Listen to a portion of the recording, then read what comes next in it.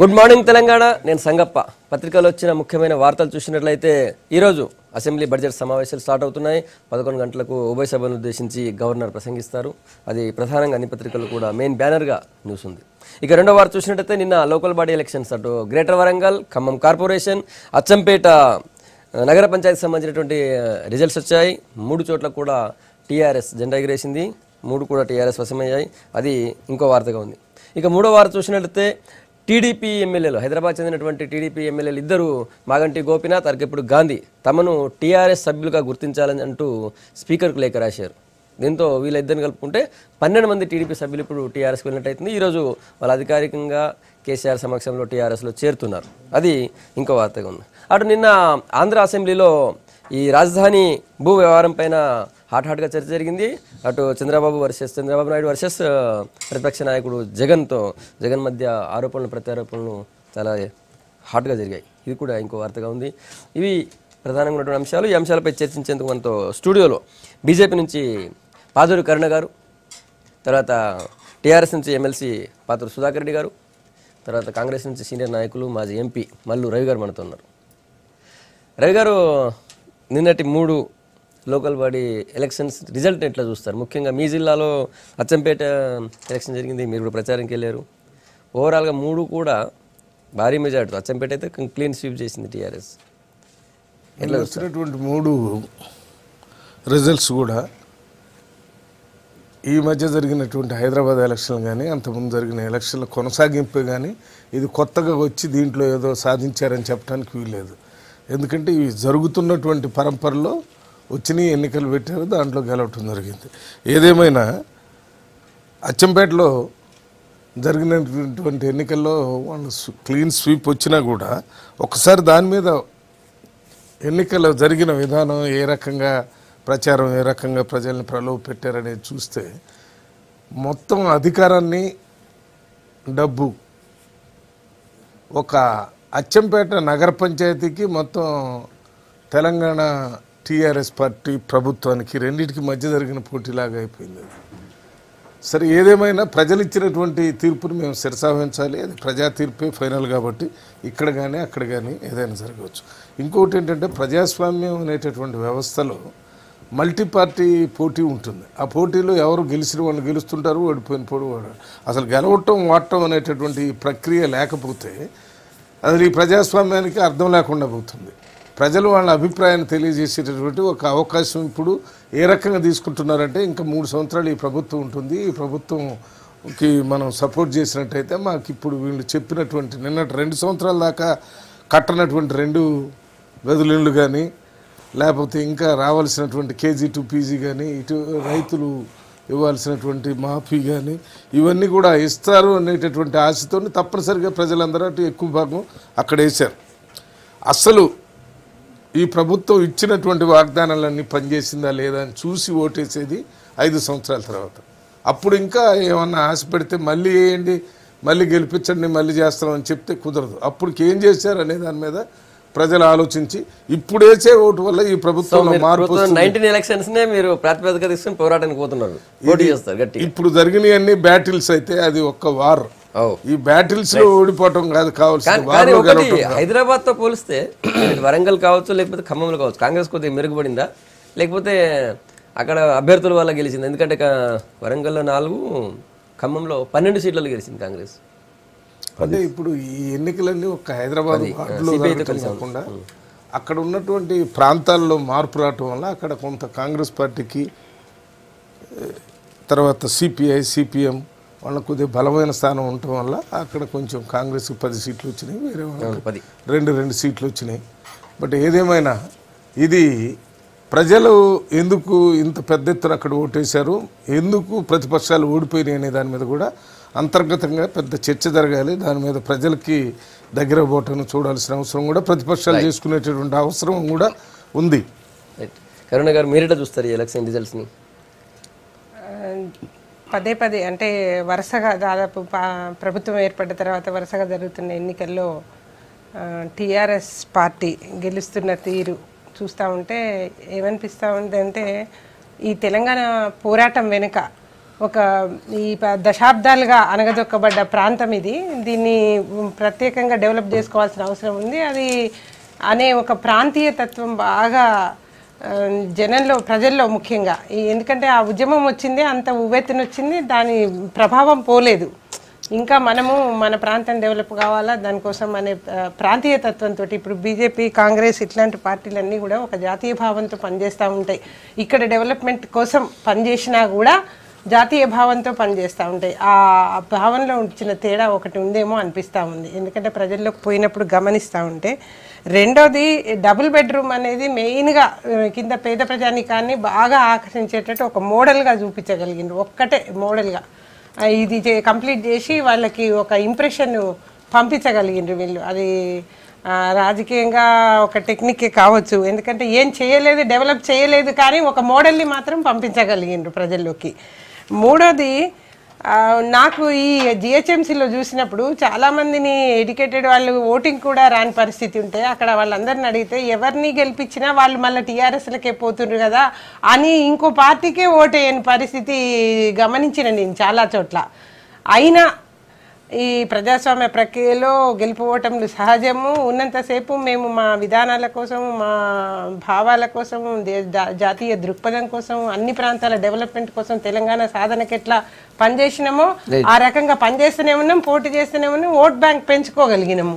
ఎప్పుడైతే ఈ TRS party ఇచ్చిన హామీల్ని ఇప్పటి వరకు నెరవేర్చిన సందర్భం లేదు, కానీ ఇంకా సమయం ఇస్తా ఉన్నారు, విశ్వసిస్తూ ఉన్నారు, ముఖ్యంగా చేస్తారు అనేది ఒక అదే మెసేజ్ పంపగలిగిందని. కాబట్టి ఇంకా సమయం ఉంది. డబుల్ బెడ్రూమ్ ఇల్లు ప్రధానంగా డబుల్ బెడ్రూమ్ అనేది డబుల్ బెడ్రూమ్ ఇల్లు బూచి చూపించి మీరు ఓట్లు వేయించుకుంటున్నారా? అంతే, ఒక్కటే చేసిండ్రు, అది కూడా కంప్లీట్ చేసి మెసేజ్ ని పంపగలిగిండ్రు వాళ్ళు. 20 నెలల నుంచి చేస్తున్నటువంటి ఒక పాలన మీద ఏం పాలన, మీరు ఎస్టిమేషన్స్ ఇతర పార్టీలు చేసుకోవడం తప్ప ఏం పాలన? ఒక్క నిమిషం, నేను ఉన్నట్టున్నది లేదు, వీళ్ళు ఇచ్చిన పాలన వీళ్ళు చేసినామంటున్నారు. వీళ్ళు ఇచ్చిన హామీలే ఎస్సీలు దాదాపు కుటుంబానికి 3 ఎకరాలు అన్నారు. 3 లక్షల కుటుంబాలు ఉన్నాయి, 9 లక్షల ఎకరాలు కావాలి. ఒక్క 300 కుటుంబాలకు మాత్రం పంచగలిగినారు వీళ్ళు. అట్లానే కేజీ టు పీజీ విద్య ఏది, ఇవన్నీ కూడా మీరు ఇచ్చిన హామీలే. సుధాకర్ రెడ్డి గారు, కర్ణక్క జర కొద్దిగా మీరు ఆలోచించాలి. తెలంగాణ తెచ్చుకున్నదే తెగించి పోరాటం చేసి తెచ్చుకున్నాం. తెలంగాణ వచ్చినట్టయితే మన నీళ్లు మనకుంటాయి, మన నిధులు మనకుంటాయి, మన ఉద్యోగాలు మనకుంటాయి అనేటువంటి ఒక నినాదంతో మనం తెలంగాణ తెచ్చుకున్నాం. కాబట్టి ఆ ప్రక్రియ కొనసాగుతుంది. ముఖ్యమంత్రి గారు ఏదైతే నిర్ణయాలు తీసుకుంటుండ్రో, పథకాలు ప్రకటిస్తుండో, దాంట్లో కొట్టొచ్చినట్టుగా తెలంగాణ మార్పు కనబడుతుంది. కాబట్టి ఇప్పుడు చూడు తెలంగాణ ఎందుకు వచ్చిందంటే ఒక గిందుకు వచ్చింది అనేటువంటి రీతికి వస్తుంది. కాబట్టి అందుకొరకే ప్రజలు తండోపతండాలుగా తరుముతుండ్రు కర్ణక్క. కాబట్టి ఈ రకంగా ఉన్నప్పుడైనా ఇంకా మీరు ఆలోచించకపోతే ఇంకెప్పుడు ఆలోచిస్తారు? కాబట్టి ఇలా చూడండి, ఇలా మీరు ఏ రకంగా స్థానిక సంస్థల ఎన్నికలు గతంలో మనం చూసినాం. స్థానిక సంస్థల ఎన్నికలు అంటే స్థానికంగా ఉండేటువంటి ప్రజాప్రతినిధులకే ఎక్కువగా బాధ్యత ఉంటూ వచ్చింది, వాళ్ళే గెలుస్తారనేటువంటి ఒక నమ్మకం ఉంటూ వచ్చింది. కానీ ఇప్పుడు మాత్రం కేసీఆర్ వచ్చిన తర్వాత, కేసీఆర్ చేస్తున్నటువంటి పాలన చూసిన తర్వాత, ఆయన పథకాలు చూసిన తర్వాత ఇలా కేసీఆర్కే ఓటు అనేటువంటి రీతిగా ఓట్లు పడుతున్నాయి. కాబట్టి ఇవన్నీ మనం ఒప్పుకోక తప్పదు మేడం. కాబట్టి ఇప్పటికైనా కానీ ప్రధాన ప్రతిపక్షాలతో నేను కోరుతున్నది ఒకటి, మనం ఎందుకంటే అందరం కలిసికట్టుగా బంగారు తెలంగాణ తీసుకోవాలనేటువంటి ఆలోచన మన అందరికీ ఉన్నది. ఇప్పుడే కర్ణాక అన్నది, ఎందుకంటే మేము అందరం కూడా పోరాటం చేసినాం. ఎస్, అందరం కలిసి తెలంగాణ తెచ్చుకున్నటువంటి తెలంగాణను అన్ని రంగాల్లో అభివృద్ధి పరచుకోవాలి, నిర్మాణాత్మకమైనటువంటి సూచనలు చేయాలి. చేసిన దాన్ని సరిగ్గా దాన్ని నిలబెట్టుకోవాల్సినటువంటి ఒక బాధ్యత మన పైన. నిర్మాణాత్మక సూచనలు చేయట్లేదు అంతే కదా, ప్రజలు నమ్ముతలేరు వాళ్ళ మాటలు. ఇప్పుడు రెండు పడక గది ఒకటే సంగప్ప, 2 పడక గదుల ఇండ్ల నిర్మాణం చేస్తామని చెప్పారు. 400 ఇండ్లు నిర్మాణం చేసినాం. ప్రతి నియోజకవర్గానికి 600 ఇండ్ల నిర్మాణం జరుగుతున్నాయి. ఎర్రవెల్లిలో జరుగుతా అంటే ప్రతి నియోజకవర్గంలో ఇలా అచ్చంపేటలో ఎందుకు స్వీప్ అయింది? ఇలా మొత్తం రవి అది Congress, CPI, CPM, BJP, Telugu Desam ఎన్ని కలిసి మహాకూటమి ఏర్పడ్డా బోని కొట్టినరా? బోల్తా పడ్డావు. కాబట్టి ఇప్పటికైనా ఇంకా మీకు ఎప్పుడు వస్తుంది? కాబట్టి అందుకొరకే పథకాలు ఏవైతున్నాయో ఆకర్షణీయంగా ఉన్నాయి, అవి ఆచరణయోగ్యంగా ఉన్నాయి. మీరు కట్టగలుగుతావా అంటే ఎట్లా కట్టమా? కాబట్టి నీళ్ళు వస్తాయంటే నీళ్ళు రావంటే ఉన్నట్టు ప్రజలు ఏమనుకుంటారు అంటే కేసీఆర్ కడతానంటే వీళ్ళు వద్దారు అన్నటువంటి రీతిగా ప్రజలు భావించేటువంటి పాజిటివ్ దృక్పథంతో ఉండాలి ప్రతిపక్షాలు కూడా. మర్చిపోయి మాట్లాడితే 2009లో మహాకూటమి ఎవరు ఏర్పాటు చేశారు? టీఆర్ఎస్ పార్టీ వాళ్ళందరూ కలిసి ఒక మహాకూటమి అని ఏర్పడి వచ్చారు. ప్రభుత్వాన్ని ఏర్పాటు చేశారా? ఓడిపోయారు కదా. ఓడిపోవటం గెలవటం అనేది మీరెంత సహజంగా ఆ రోజు తీసుకొని మళ్ళీ వాళ్ళు గెలిచి ప్రభుత్వంలోకి వచ్చారు. ఇవాళ ఓడిపోయినోడు కూడా రేపు వస్తారు. మహాకూటమి పెట్టారు ఓడిపోయారు, మహాకూటమి పెట్టారు ఓడిపోయారంటే నువ్వు చెప్తున్నావు కదా.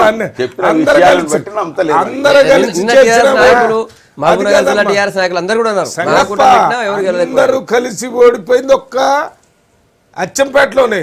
మీరందరూ కలిసి ఓడిపోయింది మొత్తం ఆంధ్రప్రదేశ్ తెలంగాణ మొత్తం. అయితే ఏం జరిగింది? ఆంధ్రప్రదేశ్ ఎక్కువ తెలంగాణ వచ్చిన తర్వాత ఎప్పుడు వచ్చినా మీరు కదా టిఆర్ఎస్ పార్టీ టీడీపీతోని వేరే సిపిఎం సిపిఐ ఇటువంటి అన్ని పార్టీలతో కలిసి మహాకూటమి చేసినప్పుడు ఓడిపోయారు. ఓడిపోవటం అనేది అత్యంత సహజంగా జరిగిద్దని మీరు తీసుకొని మీరు అప్పటి నుంచి పనిచేస్తే మళ్ళీ గెలిచారు. ఓకే, ఒకటి వినాలా సుధాకర్ రెడ్డి గారు, గెలవటమే గీట్రాయ్ అయితే మీరు తెలుసా కొన్ని చోట్ల కొంతమంది క్రిమినల్ కేసులు పెండింగ్లో ఉండి కోర్టు మన జైల్లో ఉంటే కూడా పోటీ చేసిన వాళ్ళు పెద్ద ఎత్తున గెలిచారు. ప్రజా తీర్పు ఎమోషనల్ సెంటిమెంట్ మీద కూడా ఆధారపడి ఉంటుంది. ఇవాళ మీరు 2014లో జరిగినటువంటి ఎన్నికల్లో మీరే తెలంగాణ తెచ్చారని చెప్తే ప్రజలు నమ్మారు. మీరు తెలంగాణ కావాలని కోరారు. తెలంగాణ బిల్లు పెట్టింది Congress party, Telangana bill support చేసింది బీజేపీ పార్టీ, ఇండైరెక్ట్గా టీడీపీ ఒక లెటర్ రాసి సపోర్ట్ చేసింది. ఇవన్నీ గాలికి వదిలిపెట్టి మీరు ప్రజల ముందు మేమే తెచ్చామంటే అయిపోయింది. అది కొంతకాలం నడుస్తుంది. నడిచేది మీరు ఒక విషయం నన్ను ఇది కంప్లీట్ చేయని నువ్వు చరిత్ర కాదు, ఇది నేను వాస్తవం కదా, 100% వాస్తవం కాదని సుధాకర్ రెడ్డి గారు కూడా చెప్పరు. ఇవన్నీ సోనియా వల్లనే తెలంగాణ వచ్చిందని మేమే ప్రచారం అసలు మీకు ప్రచారం చేయాలి. కేసీఆర్ దేవత సోనియా అని చెప్పుకున్నాం. సోనియా వల్లనే తెలంగాణ వచ్చింది. సుధాకర్ రెడ్డి గారు ఢిల్లీలో మాట్లాడిన మాటలకి హైదరాబాద్ లో మాట్లాడిన ఇప్పుడు చెప్తున్నారు. మీరు కాంగ్రెస్ వాళ్ళని ఏ రకంగా మాట్లాడారు, ప్రజల ముందు ఏ రకంగా చెప్పారు, మీరు ఒక్కసారి గుండెల మీద చేతి తెచ్చుకొని చెప్పండి. మీ 2 ఎంపీలతో బిల్లు పెట్టడం కానీ వస్తుందా? ఇది ఒప్పుకొని ఇక్కడ ఉన్నటువంటి అన్ని పార్టీలు కూడా తెలంగాణ ఎట్లా వచ్చింది అయితే ఇవాళ గెలవటం ఆడటం ఇక్కడ ఏమైందంటే ఇది ఒకటే తాను గుడ్డలాగా ఆ టైంలో నడుస్తున్నటువంటి ఎన్నికలు అయిపోయినాయి. ఇవాళ ఓడిపోయినాం మేము సంతోషంగా ఉన్నామని కాదు, ఎందుకు ఓడిపోయినాం అనే దాని మీద మేము కూడా మా పార్టీలు కూడా కానీ గెలుపు ఒక్కటే మాట, మీరు గెలిచి మిమ్మల్ని పరిపాలన చేసే పూర్తి మెజార్టీ ఇచ్చిన తర్వాత మీరెందుకు ఇవాళ ప్రతిపక్షాలు ప్రశ్నించే భయపడి మీరు ఆందోళన పడుతూ వేరే వాళ్ళందరినీ చర్చలో వరంగల్ నుంచి టీడీపీ సీనియర్ నాయకురాలు మాజీ ఎమ్మెల్యే సీతక్క చర్చలోకి వచ్చారు. Seethakka, good morning. నిన్నటి లోకల్ బాడీ రిజల్ట్స్ ఎట్లా చూస్తారు? ముఖ్యంగా మీ గ్రేటర్ వరంగల్లో టీడీపీ బోని కూడా చేయలేదు, తర్వాత అటు ఖమ్మంలో అదే పరిస్థితి, అచ్చంపేటలో అదే పరిస్థితి. ఓవరాల్గా రిజల్ట్ని మీ పార్టీ ఎట్లా విశ్లేషించుకుంటుంది? అంటే ఇలాంటి రిజల్ట్ కొంత ఉంటుందనేది మాకైతే వరంగల్లో కొద్దిగా అవగాహనే ఉంది. మేము ప్రిపేర్ అయ్యే ఉన్నాం. ఎందుకంటే గతంలో ఎప్పుడు కూడా దాదాపుగా 2004లో ఒకసారి వరంగల్లో టీడీపీ పోటీ చేయడం జరిగింది సైకిల్ గుర్తు మీద. అంతకుముందు నుంచి 99 నుంచి దాదాపు హన్మకొండ వరంగల్లో ఏదో ఒక పార్టీకి పొత్తులో భాగంగా సీట్లు ఇవ్వడంతో అసలు సైకిల్ గుర్తు కూడా రానటువంటి పరిస్థితి.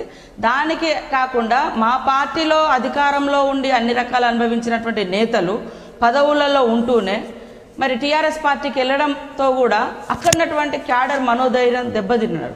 ప్రత్యేకంగా టీఆర్ఎస్ పార్టీ కూడా ఈ రాష్ట్రంలో ఎవరున్నా పర్వాలేదు కానీ, ఏ పార్టీ వచ్చినా పర్వాలేదు కానీ, టీడీపీ ఎక్కడైతే గెలుస్తుంది అనే ఓ 4-5 సీట్లు ముందుకు వస్తే వాటి మీదనే ప్రత్యేక కాన్సన్ట్రేషన్ చేయడము, క్యాండిడేట్లను కూడా తెల్లారితే ఎలక్షన్లన్నా కూడా ప్రలోభాలకు భయోత్పాతానికి గురి చేసి లాక్కోవడము, ఇవన్నీ చూస్తున్నాం. వాళ్ళ దృష్టి మొత్తం, వాళ్ళ అధికార బలం మొత్తం టీడీపీ ఇక్కడ లేదు అని చూపించే ప్రయత్నంలో జరిగింది.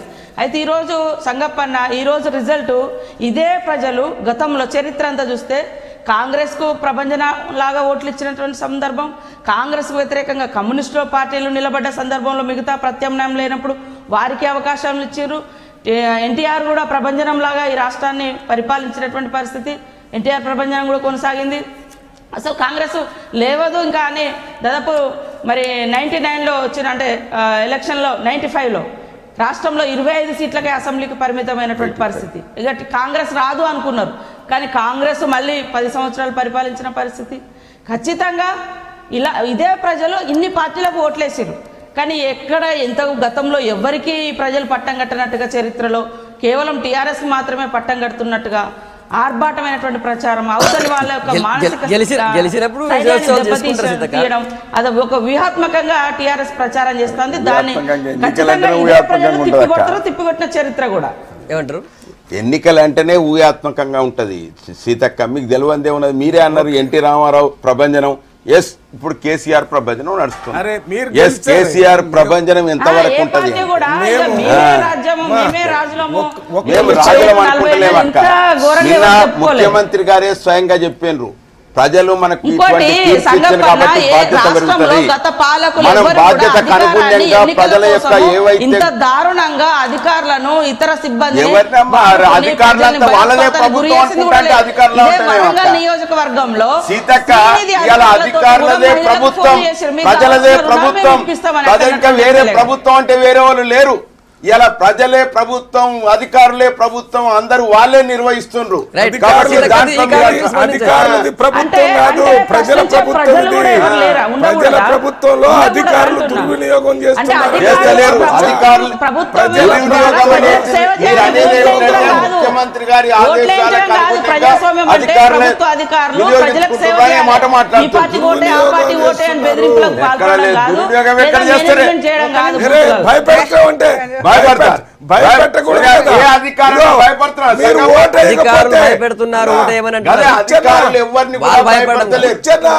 మీరు టీఆర్ఎస్ కు ఓటు అయిపోతే మీకు వచ్చే ఓల్డ్ ఏజ్ పెన్షన్ అయిపోద్ది, మీకు వచ్చే ఫిజికల్ అయిపోద్ది. ఇంకోటి ఇప్పుడు మీరే ఆధిపత్యం తప్ప నేను అచ్చంపేటలో నేను కూడా దామోదర్ రెడ్డి మొత్తం కూర్చుంది.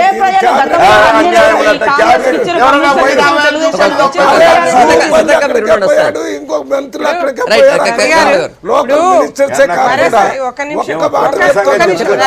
ఇవాళ వీరు చెప్పినట్టుగా ఎన్నికల్లో మీరే గెలిచినట్టు మాట్లాడుతున్నారు. ఎప్పుడో 1977లో జరిగిన ఎన్నికల్లో 42 ఎంపీలకి 41 ఎంపీ కాంగ్రెస్ పార్టీ గెలిచింది. అంతే ఉందా? తర్వాత ఏమైంది? ఏదైనా 42కు 41 వచ్చింది. తెలుగుదేశం పూర్తిగా ప్రభంజనం ఉన్నది. ఇవన్నిటిని ఆధారంగా చేసుకుని గెలుపుగా భావిస్తలేదు. ప్రజల సంక్షేమమే మా సంక్షేమం. సైకిల్ బాబు సైకిల్ లేకుండా అనుభవాన్ని పురస్కరించుకొని ప్రజలకు ఎప్పటికప్పుడు అప్రమత్తంగా ఉండేట్టుగా, ప్రజల సమస్యలు పరిష్కరించేటట్టుగా, ప్రజలకు అందుబాటులో ప్రజాప్రతినిధులు అట్లా మెలగాలనేటువంటి రీతిగా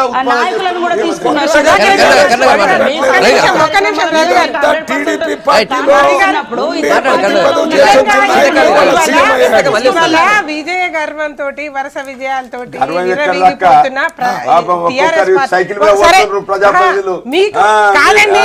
మీకు ఏమి చెప్పినా వినపడదు, ఏమి చూపించినా కనపడదు. ఎట్లా మీరు ఇప్పుడు ప్రభుత్వంలో ఉన్నారా? అన్ని వినాలా?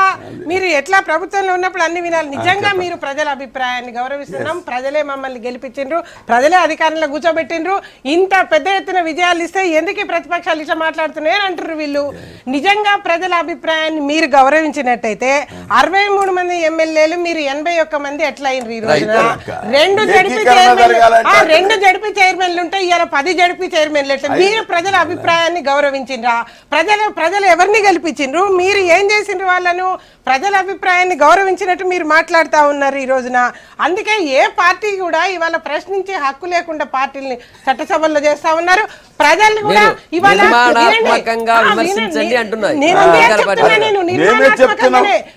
రోజులంటే అన్ని రోజులు సమావేశాలు నిర్వహిస్తాం. ప్రజల అభిప్రాయాన్ని గౌరవించిన ఇంకొక పైగా మూడో విషయం ఏంటంటే ఇక్కడ మీరు అధికార పార్టీలో ఉంటేనే డబుల్ బెడ్రూమ్లు వస్తాయి, అధికార పార్టీలో ఉంటేనే ప్రభుత్వ సంక్షేమ పథకాలు వస్తాయని పై నుంచి వార్డు మెంబర్ వరకు మీకు ఏమవసరం అండి? మీకు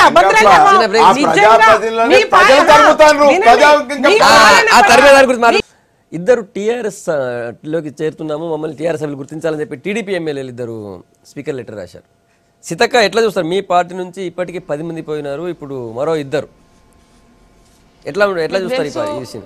అంటే ఎవరున్నా పర్వాలేదు కానీ ఈ రాష్ట్రంలో ఈ రాష్ట్రాన్ని పరిపాలిస్తున్న ముఖ్యమంత్రికి కానీ, ఇవాళ ఖమ్మం జిల్లాలో ప్రాతినిధ్యం వహిస్తున్న మంత్రికి కానీ, లేకుండా వరంగల్లో మంత్రులుగా ఉన్నటువంటి వాళ్ళకి కానీ, ఎక్కడ చూసినా లేదా మా రంగారెడ్డిలో మంత్రులుగా ఉన్నటువంటి వాళ్ళకి కానీ ఆశ్రయం ఇచ్చి ఒక తల్లిలాగా పెంచి ఈ సమాజానికి పరిచయం చేసిన పార్టీ నాశనం కావాలి. ఒక తల్లి లాంటి పార్టీని నాశనం కావాలి, ఉండకూడదు, ఆనవాళ్ళు కూడా ఉండకూడదు అనే ఉద్దేశం ఒకటైతే అది చాలా దుర్మార్గమైనటువంటి అంశం. ఈ రాష్ట్రంలో చాలా పార్టీలు ఉన్నాయి, అట్లనే టీడీపీ కూడా ఉంటుంది. కానీ టీడీపీనే తమ ఎదుగుదలకు కారణమైనటువంటి టీడీపీనే అప్పుడు చాలా గొప్పది. ఇప్పుడు పార్టీలు మారంగానే లేదా ఇంకో పార్టీ అధికారంలోకి రాగానే ఈ పార్టీ పనికిరానిది. సరే అట్లా వదిలేయాలి, కానీ పనిగట్టుకొని మా పార్టీని టార్గెట్ చేయడం. తర్వాత అసెంబ్లీలో కూడా 15 మంది ఎమ్మెల్యేలు ఉన్నప్పుడు వాస్తవానికి ప్రజా సమస్యల మీద నిలదీసినాం.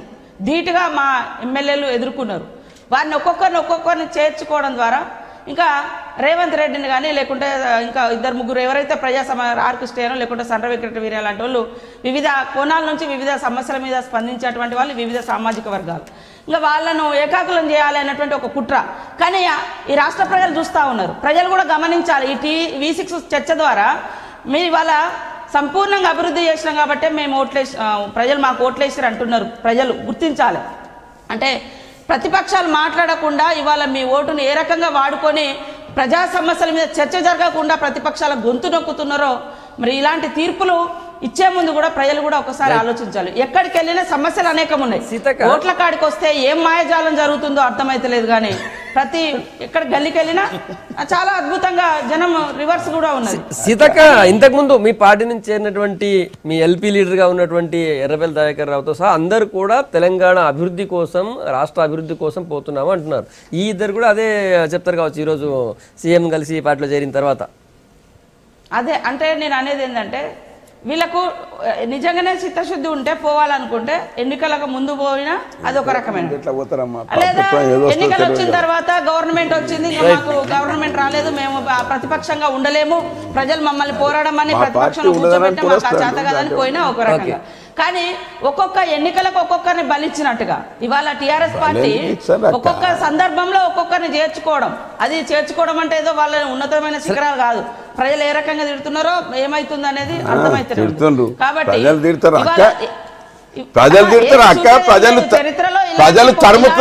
అన్ని పార్టీలు చూసినాయి. మీ అనుభవంలో కూడా మీరు చూసుంటారు. మాకు అట్లాంటి అంత పెద్ద అనుభవం లేదు. మీ ముందు చూస్తే మేము మీ అనుభవం అంత ఇది కాదు మేము. కాబట్టి ఖచ్చితంగా పోయినటువంటి వాళ్ళు కానీ వాళ్ళు ఆలోచించుకోవాలి. ఇవాళ మమ్మల్ని ఎమ్మెల్యేల స్థానంలో కూర్చోబెట్టిన పార్టీకి మనం ఎందుకు ద్రోహం చేస్తున్నాం? ఒక్క నిమిషం వస్తాం. ఇప్పుడు ఇక్కడ పోయిన ప్రతి ఎమ్మెల్యే కూడా ఏం చెప్తుండంటే మా నా నియోజకవర్గం అభివృద్ధి కోసం పోతున్నా అని అంటున్నాడు. అంటే ఒక సంకేతం పంపుతా ఉన్నారు అధికారంలో ఉన్న పార్టీ, మీరు ఈ పార్టీలో టీఆర్ఎస్లో ఉంటేనే అభివృద్ధి జరుగుద్ది అంటే. ఇవాళ తెలంగాణ కోసం పోరాడిన ఈ నాయకులంతా పోరాడలేదా? రెండోది ఏంటంటే ఈ ప్రాంతాలు ఏవైతే ఉన్నాయో ప్రతిపక్ష నాయకులు ప్రాతినిధ్యం వహిస్తున్నా ఈ తెలంగాణలో లేవా? తెలంగాణ అభివృద్ధికి కట్టుబడి లేదా ఈ టీఆర్ఎస్ పార్టీ? ముఖ్యమంత్రి కానీ టీఆర్ఎస్ పార్టీ కానీ ప్రభుత్వం కానీ తెలంగాణ పూర్తి అభివృద్ధి కట్టుబడి లేదా? ఆడ శత్రుపక్షం ఉండని, మిత్రపక్షం ఉండని, ఎవరుండని అక్కడ ప్రజలు తెలంగాణ వాళ్ళు కాదా? ఎందుకు ఈ వైషమ్యం చూపిస్తా ఉన్నారు? ఎందుకు ఈ వైరుధ్యాలు వస్తూ ఉన్నాయి? ఎందుకు మా పార్టీలో ఉంటేనే మీకు నియోజకవర్గ పోతున్న ఎమ్మెల్యేలు అందరూ చెప్తున్న మాటే ఇది. సర్పంచ్ కానీ అందరూ పోయి నా నియోజకవర్గ అభివృద్ధి కోసం పోతున్నాము, మా మండలం అభివృద్ధి కోసం. ఏంది మరి అది తెలంగాణలో లేదా? అందులో వాళ్ళు పోరాటాలు లేదా? అక్కడ ఉన్న పిల్లలు ప్రాణత్యాగాలు చేసలేరా ఏంది అని.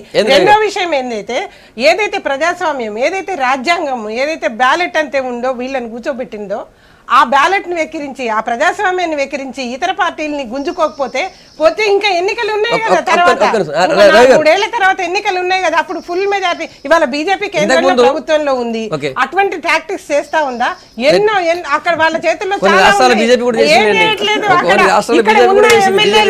బీజేపీ ఎమ్మెల్యేలు ఒక ఎమ్మెల్సీ నిరంతరం పోరాడుతూ ఉన్నారు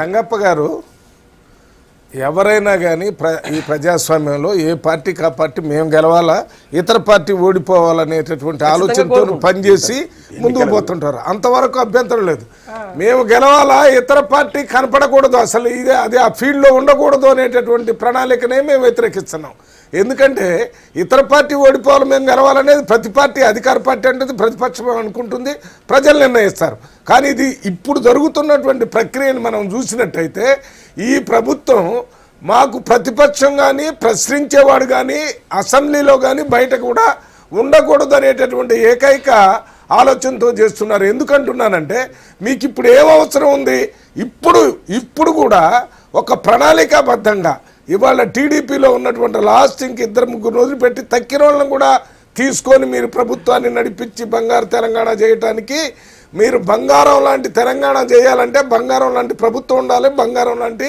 ప్రతిపక్షం కూడా ఉండాలి అసలు ప్రతిపక్షమే లేకపోతే మీరు ఏకపక్షంగా అసెంబ్లీలో ఏం చేస్తారు మీరు ఏం పెడుతున్నారో అదే అయిపోతే 5 సంవత్సరాల తర్వాత అప్పుడు ప్రజలకు అవకాశం వస్తుంది మీకు ఏ సమాధానం చెప్పాలో కానీ అసెంబ్లీలో ప్రతిపక్షం ఉంటేనే ఎంత సంఖ్య ఉందయ్యా తక్కువ సంఖ్య ఉంది నిన్ను మాట్లాడటానికి ఉండేవాడిని కూడా లేకుండా వాళ్ళని చివరి వాడిని కూడా బయటికి తీసుకొని రావాలని ప్రయత్నం మీరు ఎందుకు చేస్తున్నారంటే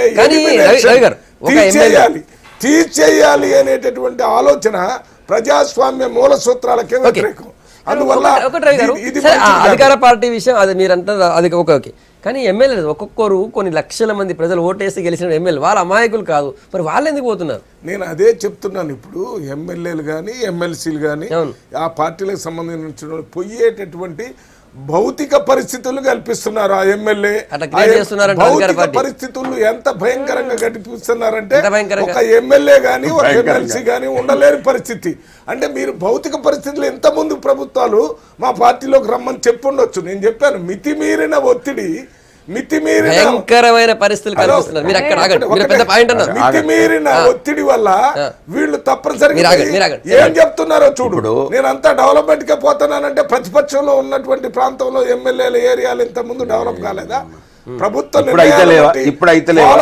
కాటం లేదని అందరూ చెప్తున్నారు ఇప్పుడు అది అసలు ఒక్కరు చెప్పండి ఎవరు చూసినా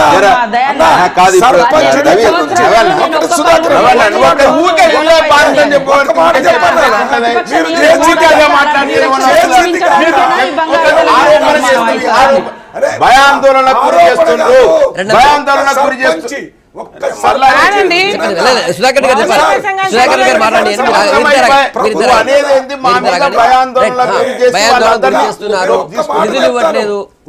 సుధాకర్ గారు ఒక్క సర్పంచ్ నుంచి ఎమ్మెల్యే దాకా ప్రతి ఒక్కరు బయటికి రావటం నేను మా ప్రాంతం అభివృద్ధి కోసం పోతున్నాను అంటే ఏంటి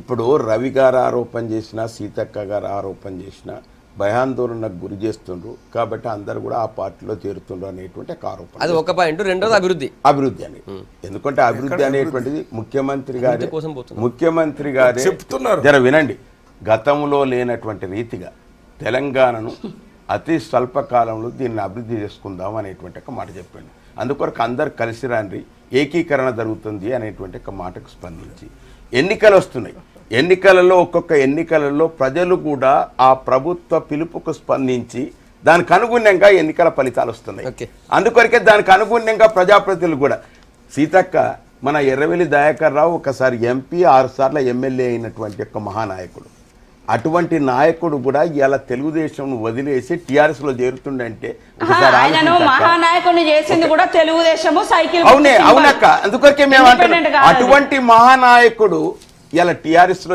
అరే మహానాయకులను తయారు చేసింది ఏమన్నట్టు ఒక్కసారి చెప్పు. కాబట్టి అందువరకే మా రవి అన్న తోటి చెప్తున్నా, ఎక్కడ కూడా భయం ఉండాలి. నేను మొన్న జగిత్యాల పోయినా, జీవన్ రెడ్డి గారి కాన్స్టిట్యూన్సీ వారి కాన్స్టిట్యూన్సీ లో వారు ఏమి ప్రపోజ్ చేస్తే వారే స్వయంగా నువ్వు నేను జగిత్యాల నియోజకవర్గంలో పర్యటిస్తున్నప్పుడు స్వయంగా జీవన్ రెడ్డి గారు చెప్పాను, ముఖ్యమంత్రి గారు నా మాట ఖాతరిచ్చి నేను ఏది ప్రపోజల్ పెడితే దానికి ఆమోదం తెలుపుతూ వస్తున్నారు. కాబట్టి పరిపాలన అంటే ఆ రకంగా ఉన్నది.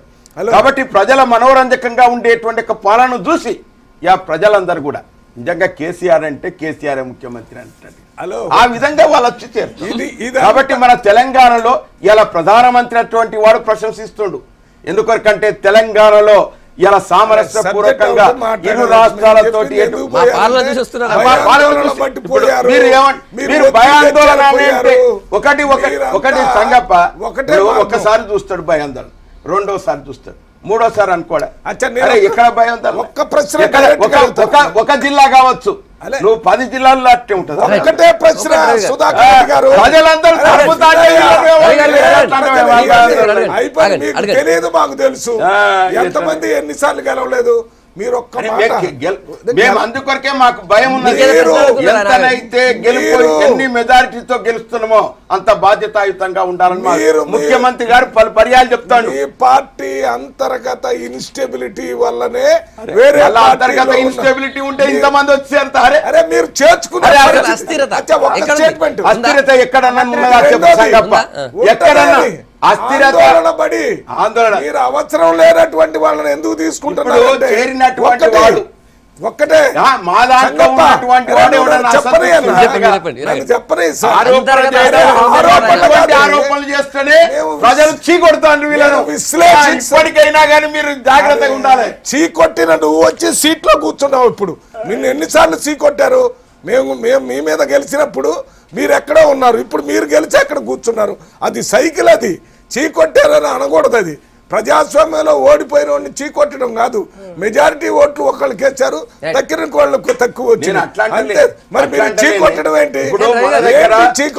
ఉప ఎన్నిక జరిగింది, వరంగల్ ఉప ఎన్నిక జరిగింది, ఉప ఎన్నిక జరిగింది, అన్ని జరిగింది. హైదరాబాద్ ఉప ఎన్నిక. ఒక ఎన్నికల తర్వాత ఎన్నికల ఫలితాలు వస్తాయంటే ఇప్పటికైనా ప్రతిపక్షాల వాళ్ళు వారు ఆరోపణలు ప్రశ్న ఏంటంటే, ప్రతిపక్షంలో ఉన్నటువంటి వాళ్ళందరూ మీ పార్టీలో చేరటం అనేది మీరేదో మంచి జరుగుతుంది అనేది కాకుండా వాళ్ళు వచ్చి బయటకు వచ్చి చెప్పింది వినండి.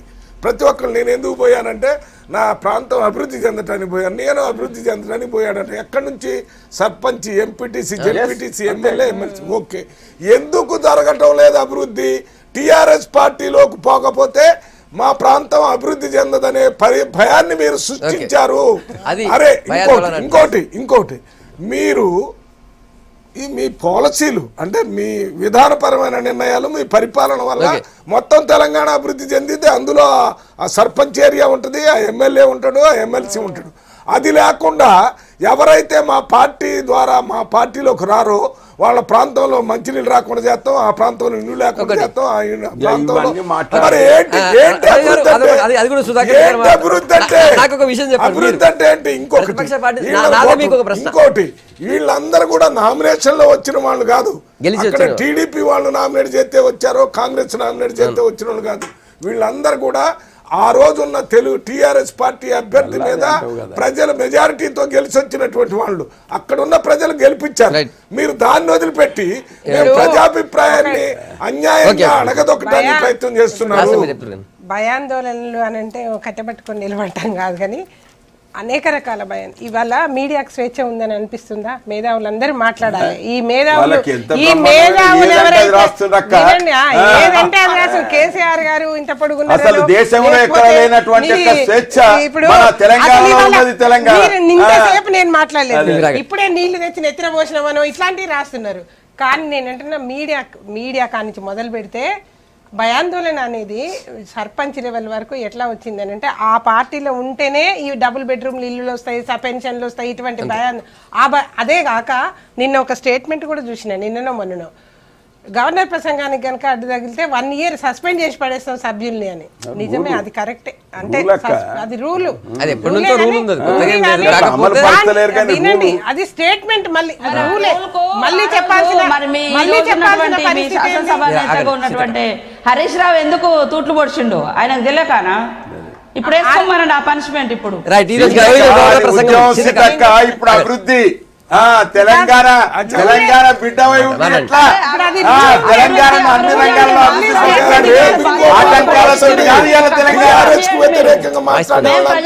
టీఆర్ఎస్ వ్యతిరేకం అంటలేండి, కొనసాగేటట్టుగా సమావేశాలు నిర్వహణ జరగటానికి కొన్ని నియమ నిబంధనలు ఏర్పాటు చేసినాం. ఆ నియమ నిబంధనలు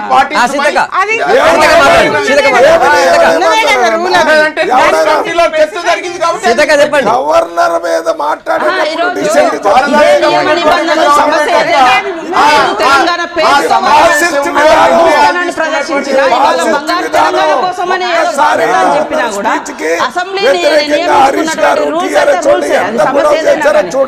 ఆ రోజు తెలంగాణ ప్రజలదని చెప్పినా ఈ రోజు తెలంగాణ ప్రజల అభివృద్ధి కోసము సమస్యల మీదనే ప్రతిపక్షాలు అసెంబ్లీలో మాట్లాడండి. మీరు అసెంబ్లీలో ఆయన ప్రతిపక్షంలో ఈ రోజేమో బాధ్యత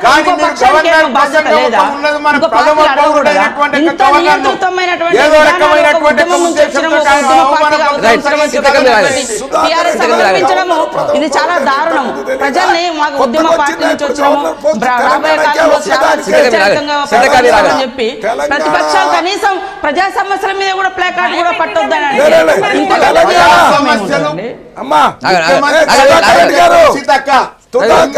ఎన్ని రోజులైనా చర్చించడానికి అవకాశం ఇస్తున్నా, చర్చ చేస్తానికి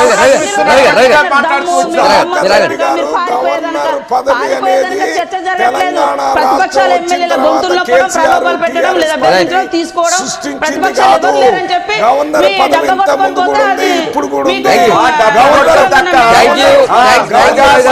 ఈ రోజు గవర్నర్ ప్రసంగం ఉంది. ఆ వేదికను సద్వినియోగం చేసుకోవాలరగా బ్యానర్లు పట్టుకొని మన సస్పెండ్ అయిన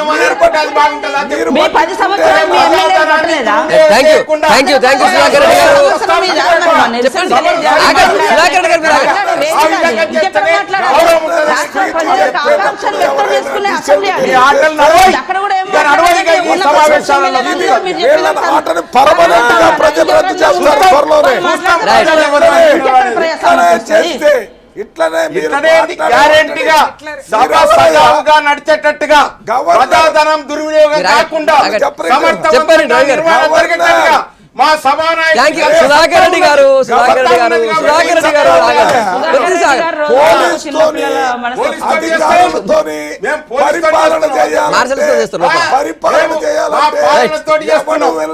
మా సమర్థవంతమైనటువంటి సభానాయకుడు రవి గారు, సుధాకర్ రెడ్డి గారు, కరుణ గారు, సీతక్క గారు దానికి వ్యతిరేకంగా